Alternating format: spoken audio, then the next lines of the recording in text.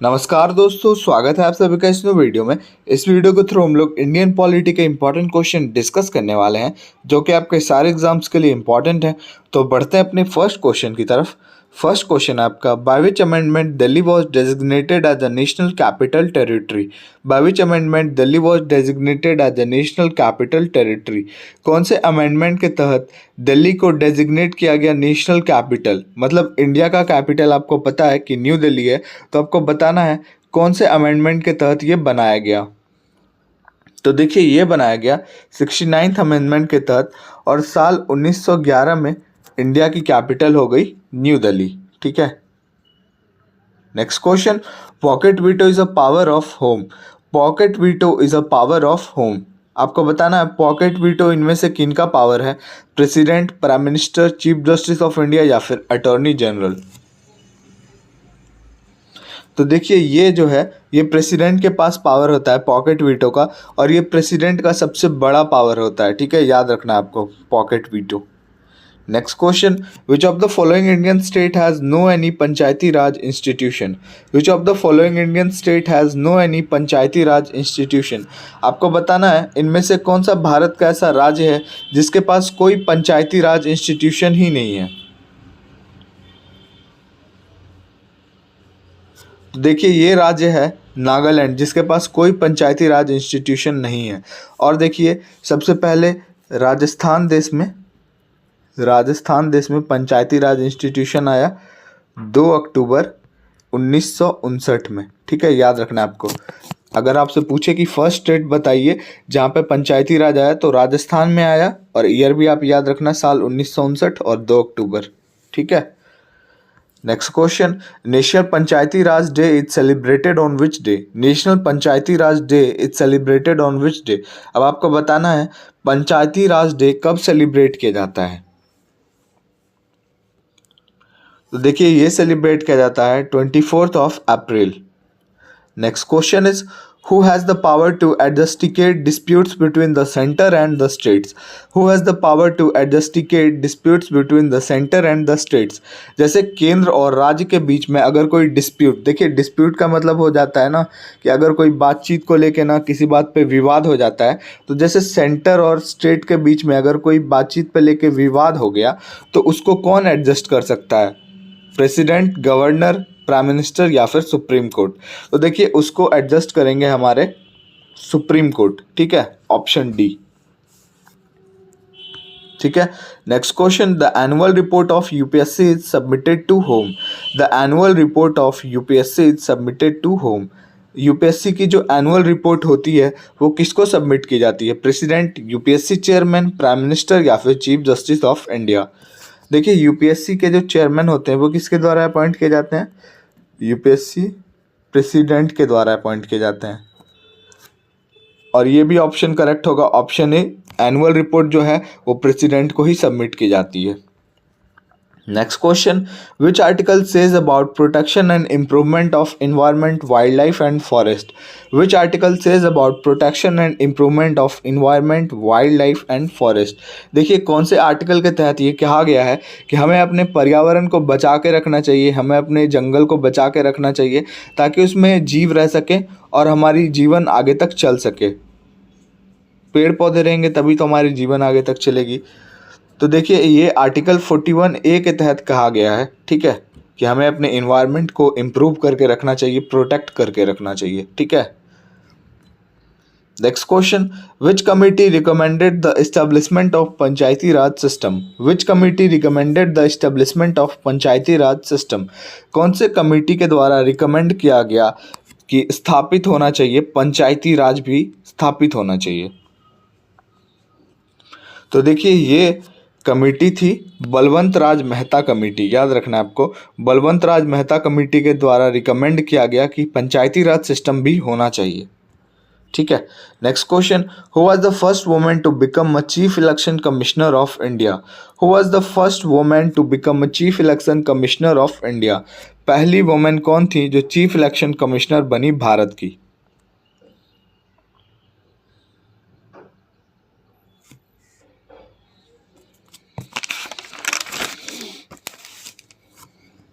Option D VS Ramadevi. Next question, how many times national emergency declared in India. ये question मैंने अभी YouTube के community में कल आपको दिया था, लेकिन बहुत सारे लोग क्या कर रहे थे, 2 के साथ जा रहे थे, जो कि बिल्कुल ही गलत आंसर है। ऑप्शन नंबर सी करेक्ट हो जाएगा, 3। मतलब 3 बार नेशनल इमरजेंसी लगाई गई है। मैं आपको बताता हूँ 3 बार कब कब लगाई गई है, ठीक है, ये भी आपको याद रखना है। एक बार लगाई गई थी साल 1962 में, जब इंडिया और चाइना के बीच वॉर हो गया था।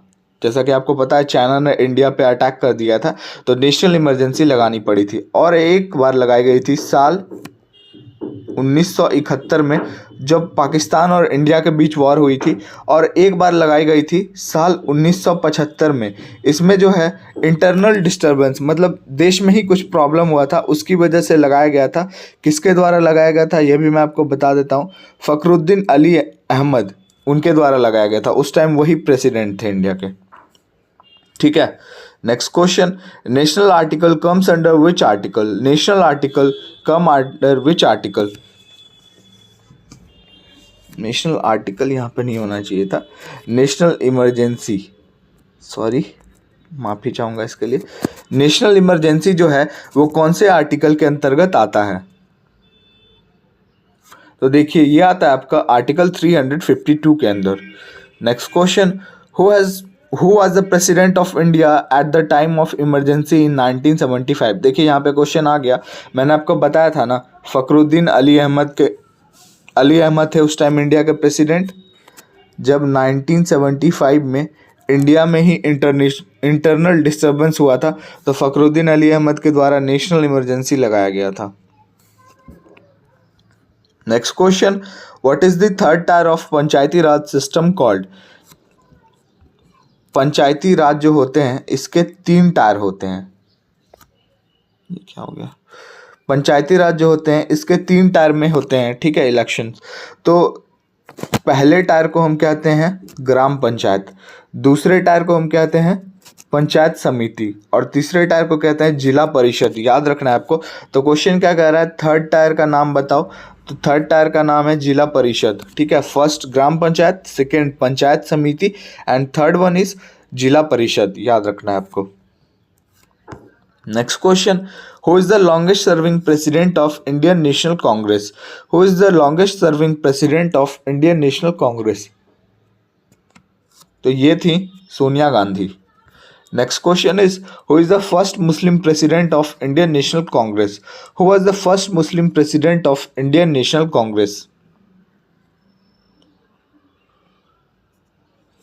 ये हैं Badruddin Tyabji. Next question is, right to equality comes under which article. Right to equality comes under which article. देखिए राइट टू इक्वलिटी का मतलब हुआ, जैसे ये एक इंसान है और ये भी एक इंसान है, ठीक है, तो दोनों के पास जीने का सेम अधिकार होना चाहिए। कोई व्यक्ति अगर गरीब है और कोई व्यक्ति अगर अमीर है, तो अमीरी और गरीबी नहीं होना चाहिए, दोनों के लिए सेम चीज़ होना चाहिए। यहाँ पे अगर कुछ है, कानून बना हुआ है, तो दोनों के लिए सेम होना चाहिए। That means right to equality. और आपको बताना है राइट टू इक्वालिटी कौन से आर्टिकल के अंदर आता है। Right to equality comes under article 14, ठीक है। Next question, what is the minimum duration of president rule in India. Bharat में जो राष्ट्रपति शासन लगाई जाती है, तो उसका मिनिमम ड्यूरेशन कितना होता है, ये आपको बताना है। तो देखिए उसका मिनिमम ड्यूरेशन जो है वो 6 मंथ का होता है, ठीक है। अगर कहीं पे कोई प्रॉब्लम्स चल रही होती है, तो वहाँ पे राष्ट्रपति शासन लगाई जाती है, तो वो मिनिमम मतलब कम से कम 6 महीने तक की होती है। और अगर वहाँ पे 6 महीने में भी हालात ना सुधरे हों, तो वो मैक्सिमम 3 इयर्स तक की हो सकती है, बशर्ते उसको 6 मंथ पे रिन्यू करना होगा कि फिर से वहाँ पे राष्ट्रपति शासन लगाया गया, ठीक है, 6 मंथ पे। याद रखना है आपको, maximum 3 year and minimum 6 months. Next question, which article of constitution gives the power to president rule in a state. Which article of constitution gives the power to president rule in a state. कौन से article के तहत president को power दी जाती है कि president states में भी रूल कर सकते हैं। यूएनटी में तो प्रेसिडेंट्स ही रूल करते हैं ना, तो स्टेट्स में भी कौन से आर्टिकल के तहत इनको पावर दी जाती है। ये आर्टिकल होती है 356। Next question, which amendment is also known as mini constitution of India? कौन से अमेंडमेंट को मिनी कॉन्स्टिट्यूशन मतलब छोटा कॉन्स्टिट्यूशन कहा जाता है भारत का? कहता है ना, किसी किसी को आप कहते हो ये तो मिनी बॉम्ब है, एटम बॉम्ब है, ऐसे टाइप का, छोटा बम बड़ी धमाका, तो ये कहा जाता है 42nd अमेंडमेंट को, ठीक है। And the last question is which is the largest state by area wise in India? Which is the largest state by area wise in India? क्षेत्रफल की दृष्टि से भारत का सबसे बड़ा राज्य, ये तो सबको पता है ना, ऑप्शन नंबर डी राजस्थान। और अगर पॉपुलेशन वाइज पूछ ले तो हमारा यूपी हो जाएगा, ठीक है। पॉपुलेशन में हमारा राजस्थान बड़ा नहीं है, यूपी बड़ा है। और गोवा हमारा पॉपुलेशन वाइज, गोवा जो है क्षेत्रफल की दृष्टि से सबसे छोटा है। और अगर पॉपुलेशन की बात करें तो आपका सबसे छोटा राज्य है सिक्किम, याद रखना है आपको। तो वीडियो को यहीं पे एंड करते हैं। वीडियो अच्छा लगा और हमारे चैनल पे आप नए हो तो लाइक शेयर और सब्सक्राइब जरूर करके जाएं।